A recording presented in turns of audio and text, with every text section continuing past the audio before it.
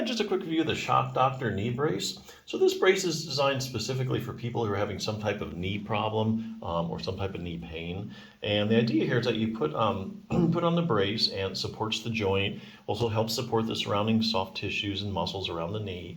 It'll restrict your knee motion. So that way your knee has a chance to rest, recover, and it doesn't get overstressed as you do things. So it kind of protects it. Gives it a little rest.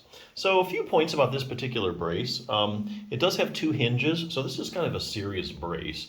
I noticed some of the braces I reviewed, they call them braces, they're really like knee sleeves. But braces I think of as more rigid support. Just like this one, it has two hinges, one on each side. So this is like a serious brace, to help support your knee. It does have hyperextension stops. So hyperextension, extension is straightening your knee out all the way. So if if your leg is perfectly straight, that's extension. Hyperextension is when it goes beyond that, kind of like bends backwards. So this actually helps limit that. And the other thing to know about this one is it does fit the right or the left leg. So you don't have to worry about, getting one for the right knee or one for the left knee. So anyway, other things you can do for your knee, besides put on a brace, just a few examples. I'm getting it from this book as one resource, Bulletproof Your Knee.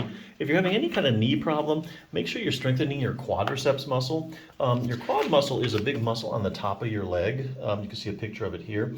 Here's your patella or your kneecap right here. So this big muscle on here provides it's the major stabilizing muscle for your knee.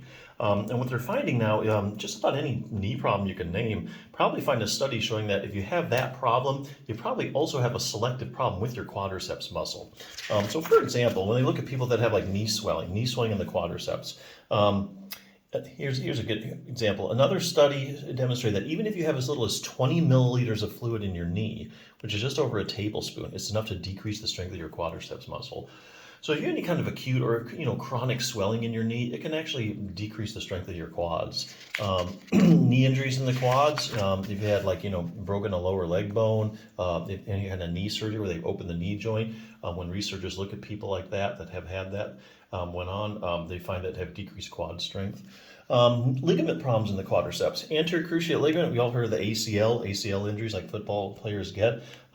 Here, one study looked at people who had completely ruptured their ACL, and they found their strength of their quadriceps muscle in the injured leg was decreased by 25 to 30%. So that's a massive hit on your knee strength of your quads, which definitely compromises stability. It's hard to be pain-free, and get back to normal if you have such big deficits in your quads.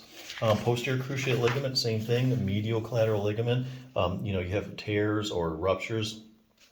Probably have an issue with your quad being too weak. Knee pain in the quadriceps, people that have knee or they experimentally cause knee in the pain, they show your quadriceps show weakness. Here's a good one, knee arthritis in the quadriceps. There's actually tons of research showing that when people have knee arthritis, they have particularly weak quads. Like I said, this is selective problems, not so much the hamstrings or the adductors or other muscles around the knee. And likewise, they find, and these are randomized controlled trials, showing that if you take a group of people with knee arthritis and you strengthen just their quads, their knee pain starts to go away. So as you strengthen that muscle, your knee pain gets a whole lot better. The other thing they find is that the people with the stronger quads actually have less progression of their knee arthritis over time. So it can actually be kind of a preventative measure. Patellofemoral pain syndrome. It just goes on and on. Any kind of knee problem, make sure you do at least one exercise to strengthen your knee. Fine-tune control over your knee. Here I think they're thinking about mainly the hip muscles. Sometimes you can have a knee problem, like knee pain, but the problem is really not the knee. The problem is something going on at the hip that's causing knee pain. Good example is iliotibial band syndrome. If you take a group of people with iliotibial band syndrome and you test their hip abductors, you find they're unusually weak. And here again, randomized controlled trials showing that if you take a group of people with iliotibial band syndrome, these are randomized controlled trials, and you strengthen their hip abductors, iliotibial band syndrome starts to go away. So sometimes you gotta look other places in the knee. Optimize knee flexibility. Of course, your knee should be able to bend and straighten fully. What a lot of people don't know is that your knee actually rotates. So about the last 10 to 15 degrees of extension, that's you straightening your knee actually rotates laterally out to the side.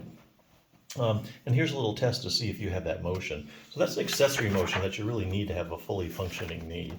Other things you can do, increase dynamic knee stability. So here they're talking about proprioception. Proprioception is your position sense. So let's say, for instance, I turn the lights out right now and you're pitch dark. You probably could tell me if your knee is bent or straight, and that's due to your proprioception. You have nerves in the knee joint and are in the muscles around the knee. Constantly give your brain feedback as to where your knee is in space, and so that way you know where to put your foot, how to react. What they find is that people with certain knee problems, they have decreased proprioception. And it's not like they don't know where their knee is or anything, but it's just not really what it should be. So that also has to do with your reaction times and stuff as a preventative measure. But anyway, lots of things you can do for your knee.